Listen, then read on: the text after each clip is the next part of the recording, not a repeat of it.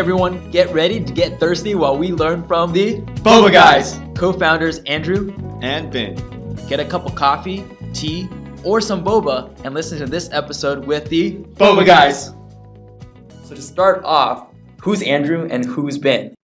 I feel like I'm a son of an immigrant. My dad was a bus driver, and my mom, she was a call center operator. So my parents didn't have college educations at all. We started Boba Guys on the side as a passion project, and I think that's where Bin and I are both, I would say, very progressive. Like, we try to think of what the future looks like. I was born in Taiwan. I came to the U.S. when I was 2. We landed in Texas, very small town. The only Asian all the way up until high school, I think. And then there was an exchange student. For me, I don't use the word visionary, but I do like futurist. I definitely fancy myself a futurist. I do have a deep love for technology. I like where things are going. And I also like the fact that there's change. Like, a lot of people don't. I like that every day, anything could change. For me, I thought after Timbuktu, I would probably go into tech. Like, he and I, before we started Boba Guys, we were like, we're probably going to build a tech company. Together? Yeah, together. I mean, the way that we see the future, anyone that's I want to say futurist, I don't want to say visionary, but anyone that sees a vision of the future. I would just own it. We're a visionary. Anyone that sees a vision of the future, has to think that they can kind of change it. And so I think technology is oftentimes the quickest path towards that. So there's an idea of companies being tech-enabled nowadays. Sure. If you think about an Everlane, would you say Boba Guys is similar to a tech-enabled company, or how would you categorize? We still applied a lot of tech tactics to our vertical. Boba Guys itself, when it first started, was essentially like the lean startup, right? We started as a pop-up shop. We served it in a ramen restaurant. We did it when we kept our full-time jobs. It was very low risk, but a lot of high social risk. It was very, very lean, not a lot of capital expenditure. So for us, it's basically a food startup. We just find ways that, we've borrowed from our tech world into what we build now. What we always used to talk about is, does iterative approaches, not just lean startup, which is one way, but a lean startup into an iterative approach, does that work in food? Because in food, you generally are like formula done, out the door, where we're kind of tweaking a recipe as we go. And it's we heard it actually hasn't really been done at scale.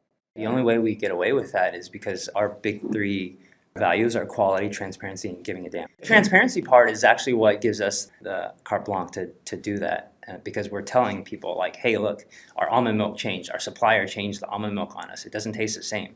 We're telling you now, or hey, we're going to have to raise prices on you. We're telling you 2 months in advance, or we're tweaking this formula just so you know, hey, taste this. If you don't like it, we're going to give you another. Is there any backlash from that? I'm always telling them being overly transparent. So let's say you're not transparent. Let's say it's opaque. Would you pay more or less for something that you don't know what you're getting for? So transparency, if you know what you're getting, you actually would pay more for it. There's a premium on there. And I think that mega trend is happening right now. And I remember saying this to Ben. I said, no matter what we build, the one thing that I want to do, I said, I want to build the world's most transparent company. The value of being transparent, did that stem from being Asian American at all? Yeah, for sure. That was actually the core of it. The first time we even started Boba Guys, we said, people are going to say, for pardon the better, there's no better word for it. People are like, you guys are going to be whitewashed. You guys are hipster. Not authentic. Inauthentic. And I knew Ben and I were like, they're going to say it. Who are you to say it's not authentic? It's authentic to me. We're Asian American. Did I grow up in China? No, I didn't. I'm bringing what I know.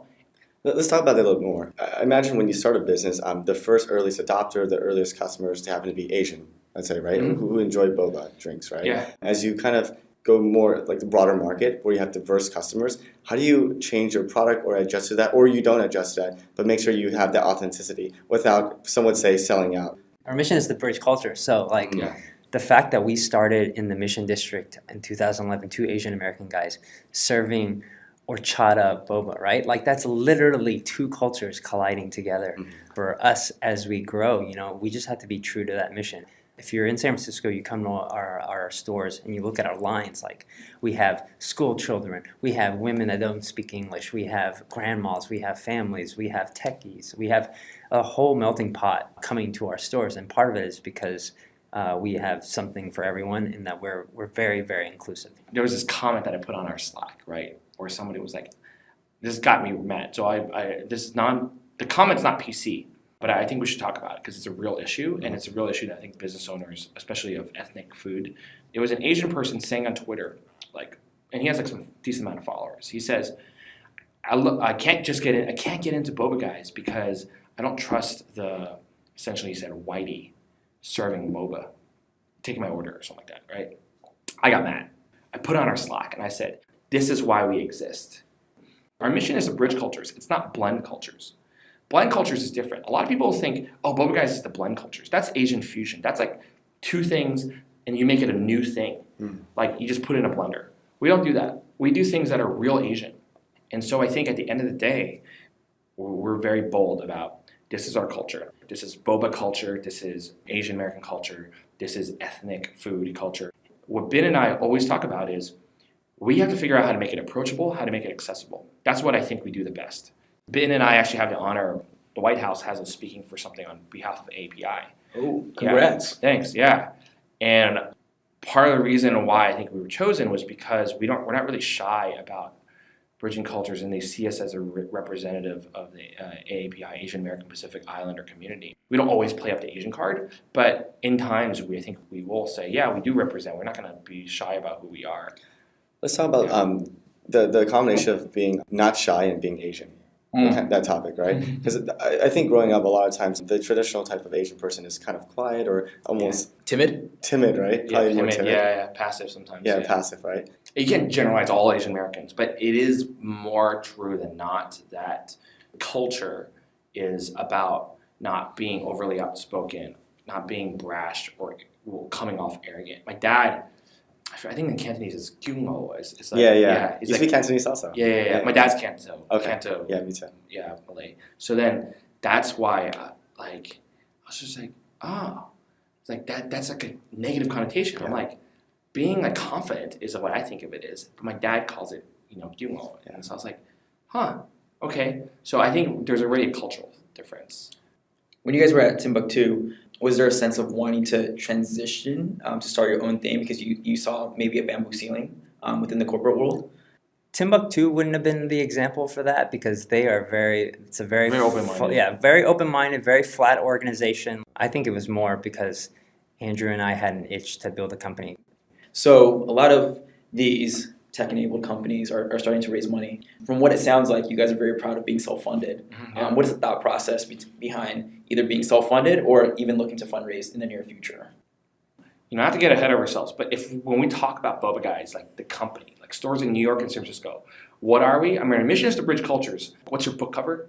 It would be a company with a soul. Boba Guys, a company with a soul. Like the definition of a soul is, it's like the essence of something that outlives its body, right? So Bin and I always say our favorite company is Patagonia. Yvon Chouinard, the founder, he wrote a book, 2 books, but one of them is called Let My People Go Surfing, The Story of a Reluctant Businessman. And he talks about kind of how he got into and built Patagonia. And he always said from the very beginning that he wanted to build a 100-year-old company that outlives him. And Bin and I know it sounds like it's ahead of ourselves, but that's our mentality. And whether we hit 100, we're barely 5 years old. So we still got a long way to go. But our ambition is that. So I know we have high goals. When we talk about if we were to fundraise and everything, a lot of it is how do you keep a company with a soul? Talking about the business and being kind of your own entrepreneurs, what's keeping you up at night? I'll say mine, because I think the whole company knows it's mine, is people.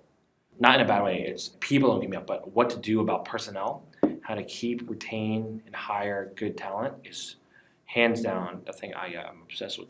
We consciously chose to home grow. That's why we self-funded. That's why we didn't take early investment, because we've had multiple chances to. If our mission is to just kind of build a lasting team and not one that has a lot of... We actually, in our industry, we have really, really low turnover. So for us, it's just making sure that as we grow, how do you keep that culture? And because we're no longer the young, hot thing, right? It's like we've been around. But each time we think our 15 minutes are up, it seems like we just get a ton of press. So none of it's really died. And I think a lot of that is attributed to the culture, the type of people we hire, the people that we invest in. So for us, it's like, how do you sustain a brand for such a long time? And, there's so many things that go into it. There's the ops, there's the people, do people think it's cool? Is this category growing? All these things come into play. And so it's like, for me, it's about thinking like how to continue to stay relevant. Was it hard to make that transition given your parents' perspective? You guys had a stable, I guess, corporate job that everybody wanted to be proud of and speak about. But I didn't initially tell my parents, but like honestly, like I think my parents are more, they know every job I've worked at, I've always had a pretty extensive freelance side gig. Like they always knew that, hey, you could kind of take care of yourself. So if you want to do this thing, like great, like do that, because they've seen it. They've seen that I can kind of do it on my own. So when they started seeing, they saw us on video a lot. I think that's when my parents were Really? like, yeah. Oh, because they're not. My parents are local. Yeah, because my parents were in Texas. So they would see us on video, even in the early days when we were a pop-up. I was like, I couldn't really explain it that well. And I'm like, we're doing this thing, and we don't have a store, and it's inside of a ramen restaurant. The pop-ups in general. Yeah, pop-ups are art. I mean, even people in San Francisco, they're kind of, some of them don't really understand what that means. And so my parents are like, okay, you didn't quit your job though, right? I'm like, no, I haven't quit my job. Of course not. Yeah, I'm quitting my job. This is 2011 when it was just a dream for us. But yeah, they were just like, okay, but just make sure you don't quit your job. And now they kind of see it growing, and they're super supportive. Every time they go back to Taiwan, they're like, do you need us to get teas? I'm like, no, we have a team that does that. But my parents are awesome for that. I do want to ask about, what do you see Boba Guys being in the next 20 years? So not the next 3 to 5 years, but really 20, 30 years. Like, what is that broad vision or futuristic thought you have? Our mission is to bridge cultures. When I worked at Walmart, I learned a lot about just middle America and all that kind of stuff. So I think in 20 years, if middle America, the Walmart customer, probably they're not getting the organics and stuff, but if they at least know the boba category, and if we helped do that, if our vision is that one day that culture is bridged across America, not just big cities, I'd say professionally I'd be pretty happy. A lot of people hate the term, but I think it's actually appropriate. Is mainstream. We would love to go if boba were mainstream, like if it were in media, if it were, if it were on the show with Jimmy Fallon, if it was, people on TV were drinking it, friends in Texas where I'm from are drinking it. Like if it were prevalent and it was, people know it like they know sushi now, or people know it like they know tacos now. Like I think it has that chance, and we can start to see it on the coast, right? That's why we chose New York, even though it was much harder to build a brand, when we're not there day to day. We're in the Lower East Side, New York. Yeah, we're in the Lower East Side of New York. We could have gone to Flushing. We could have gone to, St. Mark's. We could have gone to all these places. Sure. Even the locations that we choose to build stores in now here in San Francisco, everyone's like, when are you guys going to make it out to the Sunset? Like they've got a lot of good boba shops. Like we don't need to actually, we're here to try to bring it to a new crowd. And so if you were going to ask us 20 years, I think it's like to make it synonymous and make it mainstream. How many stores do you guys want to have by that point? The plan, I'll tell you what our plan is. Our plan is probably like 3 to 4 year. That's awesome. With self-funded. Yeah, so 4 to 5 years, 20 years, that'd be like maybe 50 or more. I think we got to look at what metro. A lot of people are like LA, Portland, Austin. Yeah, going back to Texas. Actually, Austin would be great because they like their sweet teas. Any last few words of advice for our listeners out there, those that want to, want to start a business but still want to make their parents proud, right? Like, how do you balance those two things? I mean, Andrew and I think I speak for both of us when we say, like, we do place a lot of emphasis on education. I think there's a lot of foundation work that you do. Like, part of the frustration that we have at the stores is we're coaching people that have no corporate training at all. Like, not even an internship, like nothing like that. And so they're going into their very first job, and our bar and our standards are so high. But they think for the food industry, they're like, what? Why are you guys so demanding? Like, this is like supposed to be like this casual part-time job that I have, But it's because we're corporate trained. We've both been in the agency and the corporate world for so long. We can't. That'll never leave us. And so I think that's a plus though, because it's like the game because you've been there. So I think it is somewhat of a detriment to a lot of people that come out of college. Have some people can do it. Maybe you're Mark Zuckerberg and you're a genius, so you can do it. But most of us aren't, and so a lot of us need to get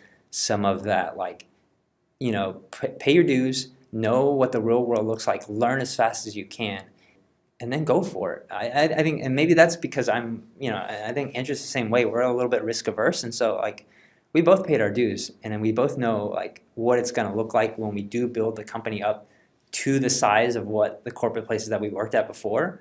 But now we have the added benefit of being like, no, but now we're driven by passion. Now we're going to do what we love. A lot of people ask, oh, you guys are so risky. Ben and I were like, if we honestly were risky, we wouldn't have like slogged it out for 4 years with a full-time job. If we knew, like, we would have quit like last year, because that was like burning a candle on both ends. You guys just quit last year? Yeah. Okay. Yeah, we did. We've Boba been Guys, opening stores. we built like, 3 stores part-time. No way. Yeah, on the side. Yeah. Ah. Yeah, so we built our first 2 for sure, and our third one we signed, and that's when I was burning out. I will say my friends. This is how you know you have good friends. They'd see me, oh, how's it going? How's the Boba stuff? Man, you look like shit. Like, that's literally how the conversation was, boom, boom, boom, boom. And then I was like, oh, sorry, yeah, I just haven't been eating well or like exercising. So you got to have a little bit of a. I mean, some people nowadays call it the 0 fucks gene. I'm swearing a lot at the end. But like, the entrepreneurs do need a little bit of like you do care what people think, but it doesn't determine who you are. So Ben and I do care, give us good feedback, and I do care how we manage and how we lead. And I would say he and I are in that way very, very similar. We don't care what people think of us. Social risk has been a part of our DNA. So if someone's listening and wondering, make sure that you're the type of person. Doesn't mean you're bad or good. It's just, are you the type of person that can handle being different, or do you want to be like everybody else? He and I, in the early days, we still do it a lot, but we self-actualize, right? And it's like when we would when we were scheming about Boba Guys and like what would it look like? This is before the pop-up. This is before we had any drinks made or anything. We were definitely practicing for podcast interviews. We were practicing for interviews. Like, No way. we were like, yeah, No way. we were just Prematurely. just We'd be practicing. eating lunch, and I think I would say something like, I don't think that would work for this podcast. I wouldn't buy that. Like, as if I were interviewing him. Yeah, and so we would revise our approach, and like it helped us hone, like, what is our tone, what is our message, what do we stand for? Because it wasn't until that it was like later into the pop-up and we were about to build our store where we solidified, like, these are the values that we're going to stand behind. This is what we build this whole company on. And so I think you kind of have to self-actualize that, especially in the beginning, because no one else is going to do it for you, and otherwise you're going to end up chasing the industry or chase the trends. In some ways, you have to. Everyone that's in the early stage has to drink the Kool-Aid. Everyone has to be all in on that. Wow, that was a really fun chat with Andrew and Bin from the Boba Guys. We can really empathize with them coming from corporate backgrounds and transitioning to industries that we're really passionate about. So maybe one day we'll, think about opening a restaurant or a Japanese whiskey lounge, or, let us know if you're interested in that also. And by the way, if you haven't visited Boba Guys, definitely check them out in San Francisco or New York. Thanks for listening to this week's episode of Fish Sauce Podcast. Hopefully you're one step closer to discovering your secret sauce. And if you like what you heard, like our Facebook page, Fish Sauce Podcast, and follow us on Twitter at Fish Sauce Pod. Thanks again for joining in, and hope you enjoyed the show.